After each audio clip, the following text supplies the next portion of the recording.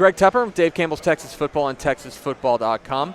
Here at the THSCA Coaching School and Convention for Texas Football today, joined by the head coach, the head exporter at Brazosport, Coach Mike Ferrell. Coach, I understand you drove your very expensive car to get here, your Lamborghini. The one that y'all have sponsored. For sure, yeah. Yes. Yeah. We're in the tank for Brazosport. And so I've been told it's out back. So yeah, you can pick it up after this interview. How are things in beautiful Brazosport going? They're great. Things are going great. Kids are working hard. I couldn't be more pleased with the transition. We've completed hiring our staff, and we've really put the pieces in place to have a great fall. Is there anything about this job that you didn't expect that has surprised you in these first few months? Honestly, the amount of talent we had. Yeah. We leaving North Forest, we had talent walking the halls that a lot of people don't have on their field, and it was a difficult decision to make. To leave North Forest and go to Brazosport.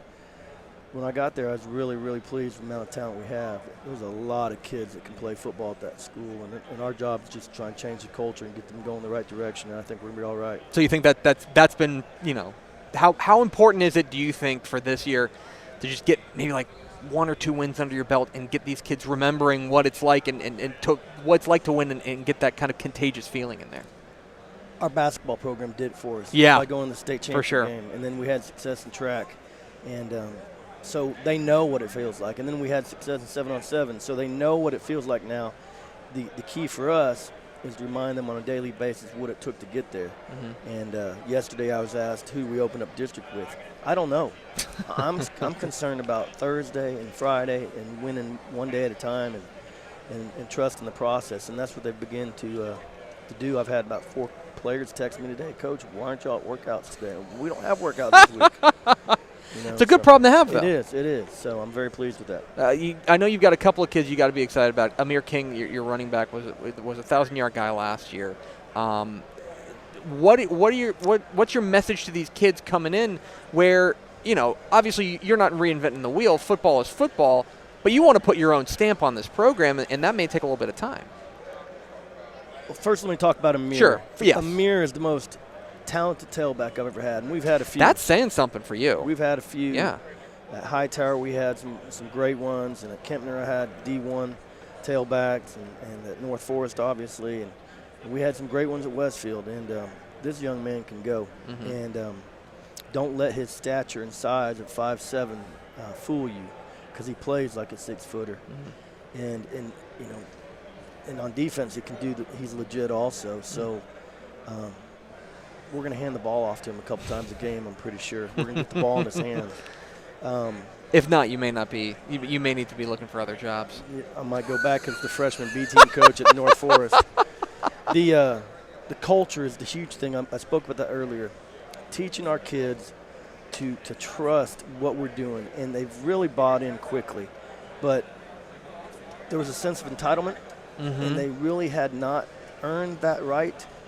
And I know you're a Rangers fan. Oh, here we go. And I know you're 17 games back. Here we go. Maybe 18. Here we maybe go. 19. Not quite sure. Probably like 50. It could be.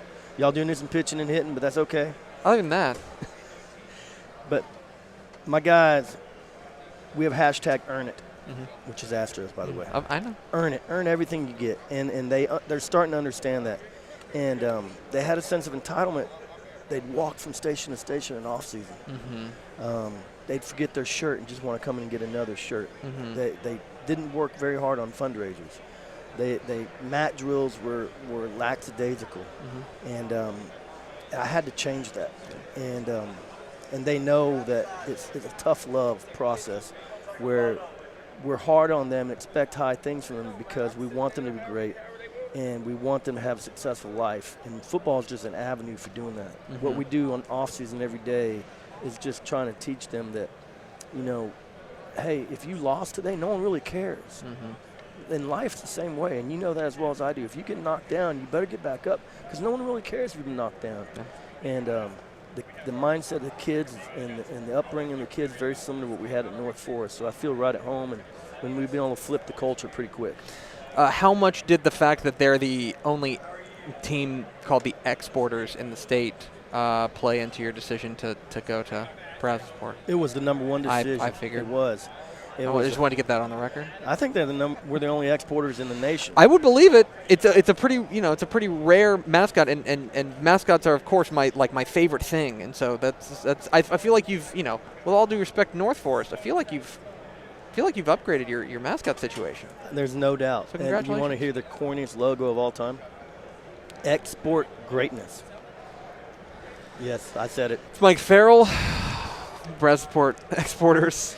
We've got the wheel of questions now. We're going to ruin a perfectly good interview by having you spin this wheel. So go ahead, give it a spin. We'll see what question we're going to be asking to Mike Ferrell.